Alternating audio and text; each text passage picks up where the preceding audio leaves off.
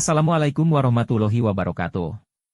Apa kabar anak-anak Indonesia yang hebat? Jumpa kembali dengan Pak Guru, dan pada pertemuan kali ini, kita masih membahas tentang hal-hal yang berkaitan dengan haji, yaitu amalan-amalan yang dilakukan sejak keluar dari rumah, sampai dalam perjalanan menuju Makkah, hingga masuk ke Masjidil Haram, melihat Ka'bah, kemudian melakukan tawaf.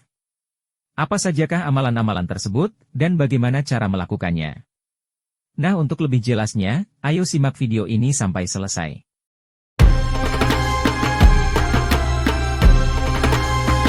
Anak-anakku sekalian yang Pak Guru banggakan, ritual ibadah haji tidak hanya dilakukan ketika sampai di Tanah Suci Makkah, namun sejak dari rumah. Dalam perjalanan menuju Makkah, banyak amalan-amalan yang disunahkan untuk dilakukan dalam memohon keselamatan dan kemudahan dalam perjalanan haji tersebut.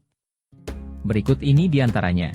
Yang pertama adalah bertobat, mengembalikan milik orang lain yang diambil secara zalim, melunasi utang, memberi nafkah yang cukup sampai ia kembali kepada keluarga yang ditanggungnya, mengembalikan barang titipan dan harta yang digunakannya halal. Yang kedua adalah berangkat bersama dengan orang yang soleh untuk bisa mengambil manfaat dari ilmu agamanya.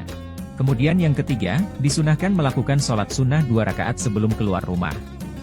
Yang pada rakaat pertama, setelah Al-Fatihah membaca surah Al-Kafirun dan pada rakaat kedua membaca surah Al-Ikhlas. Setelah sholat, menengadahkan kedua tangan seraya membaca, Allahumma anta sohibu fi safar, wal khalifatu fil mal, wa ahli wa walidi wal asyabi. Ifajna wa yahum mingkuli afatin wa ahatin wa biyah.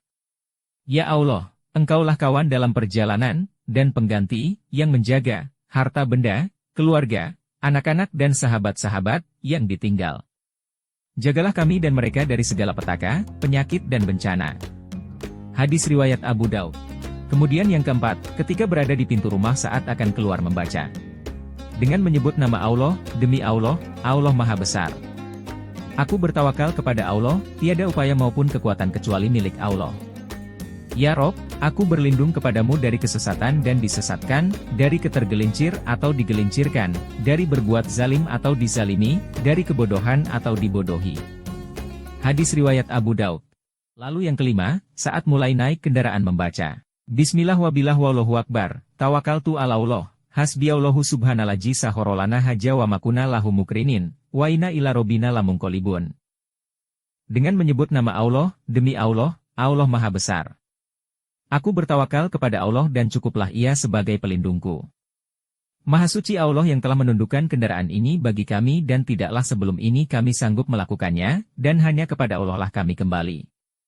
Hadis riwayat Ahmad. Keenam, beristirahat. Sunnahnya adalah tidak beristirahat hingga cuaca siang hari menjadi panas dan perjalanannya diadakan pada malam hari. Rasulullah bersabda, hendaklah kalian berangkat di awal malam, karena kelenturan bumi di waktu malam tidak seperti kelenturannya di waktu siang. Hadis riwayat Abu Daud. Ketujuh, berhati-hati saat berjalan sendirian, supaya tidak dicelakai orang lain. Dan yang kedelapan, setiap berada di dataran tinggi setelah didahului 3 kali takbir hendaklah membaca. Allahumma laka syarofa ala kulli syarofa, walakal hamdu ala kulli hal. Ya Allah, bagimu kemuliaan di atas segala bentuk kemuliaan dan bagimu segala puji di atas segala keadaan. Saat mendapati jalan menurun, bertasbihlah. Dan saat merasa takut akan hewan buas, bacalah.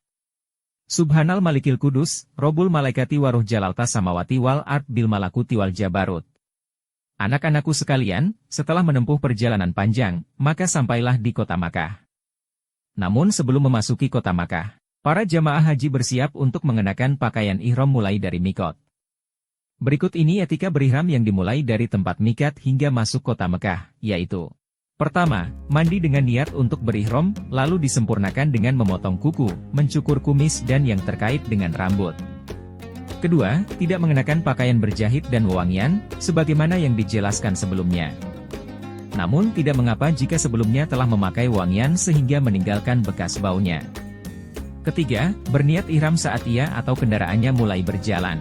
Niat saja sudah cukup untuk berlakunya ihram. Namun disunahkan untuk menggabungkan niat dengan lafal talbiyah, yaitu mengucapkan Labbaik Allahumma labbaik, labbaika la syarikalaka labbaik.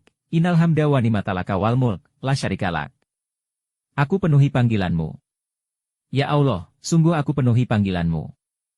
Aku penuhi panggilanmu, tiada sekutu bagimu. Aku penuhi panggilanmu. Sesungguhnya segala puji, nikmat dan kekuasaan adalah milikmu. Tiada sekutu bagimu. Keempat, setelah mengenakan pakaian ihram dianjurkan membaca, Ya Allah, sungguh aku ingin menunaikan haji. Maka mudahkanlah aku dan bantulah aku dalam menjalankan kewajibannya dan terimalah haji dariku. Kelima, dianjurkan mengulang-ulang bacaan talbiyah selama ihram. Anak-anakku sekalian, setelah itu, jamaah haji bersiap memasuki kota Makkah, kemudian melakukan tawaf.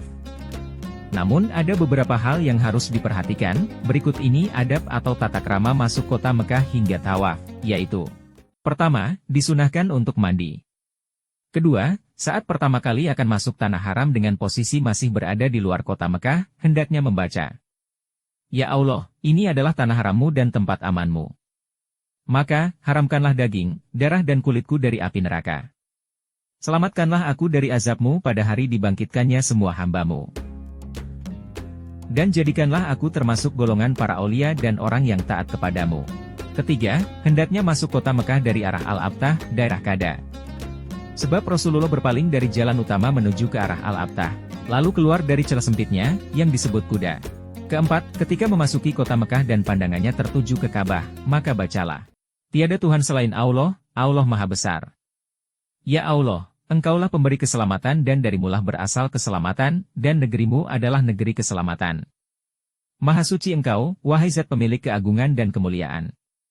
Ya Allah, ini adalah rumahmu, yang Engkau agungkan, muliakan dan hormati. Ya Allah, tambahkanlah keagungan, kemuliaan dan kehormatan kepadanya. Kelima, saat masuk Masjidil Haram, hendaknya masuk dari pintu Bani Syaibah seraya membaca, dengan menyebut nama Allah, demi Allah, dari Allah, kepada Allah, dan di jalan Allah dan atas agama Rasulullah.